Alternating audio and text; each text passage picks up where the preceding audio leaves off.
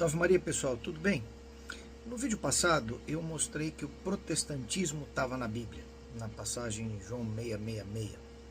Agora eu vou mostrar que o marxismo, o comunismo, também de uma certa forma está no Evangelho. E também no Evangelho de São João. Vamos ler o capítulo 12 de São João? 6 dias antes da Páscoa, Jesus foi a Betânia, onde vivia Lázaro, que ele ressuscitara. Ou seja, nós estamos falando da última semana de vida de Nosso Senhor na terra antes da morte e ressurreição. Isso aqui é a segunda-feira da Semana Santa. Deram ali uma ceia em sua honra. Marta servia e Lázaro era um dos convivas. Lázaro que já estava ressuscitado. Tomando Maria uma libra de bálsamo de nardo puro, de grande preço, ungiu os pés de Jesus e enxugou-o com seus cabelos. A casa encheu-se do perfume do bálsamo. Mas Judas Iscariotes, um dos seus discípulos, aquele que o havia de trair, disse: Por que não se vendeu este bálsamo por 300 denários e não se deu aos pobres? Dizia isso não porque ele se interessasse pelos pobres, mas porque era ladrão e, tendo a bolsa, furtava o que nela lançavam. Jesus disse: Deixai-a, ela guardou este perfume para o dia da minha sepultura. Pois sempre tereis convosco os pobres, mas a mim nem sempre me tereis. João 12, 1, 8. Veja que interessante.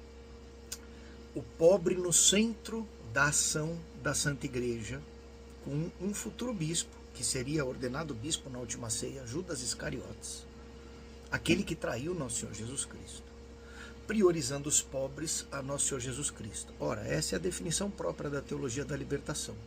Ela pega um público da ação missionária e caritativa da igreja, que é o pobre, e transforma no centro da teologia de maneira materialista e humanista. De forma que Jesus passa a ser secundário e o ser humano, traduzido na figura do pobre, primário.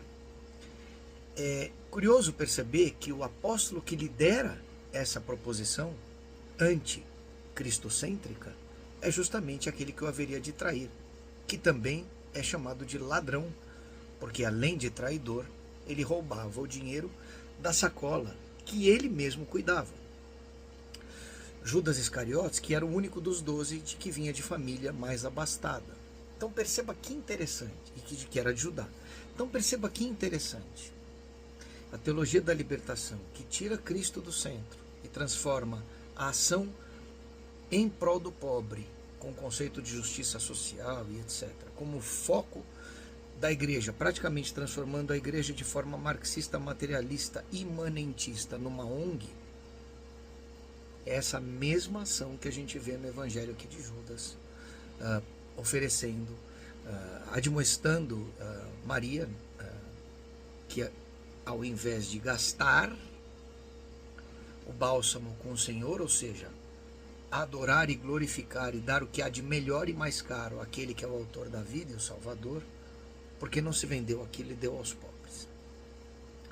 É muito interessante perceber que as grandes heresias e os grandes ataques à fé católica, aquilo que o Senhor veio definir como verdade, estão expressos no Evangelho de maneira tão objetiva, ainda que não com os nomes e termos que a gente está acostumado a utilizar no século 20 e 21, que foi quando essas heresias se transformaram em doutrinas.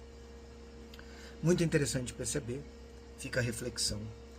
O teólogo da libertação, aquele que vive o marxismo católico, que é uma coisa impossível por definição, na verdade é Judas Iscariotes, seu grande exemplo no Santo Evangelho.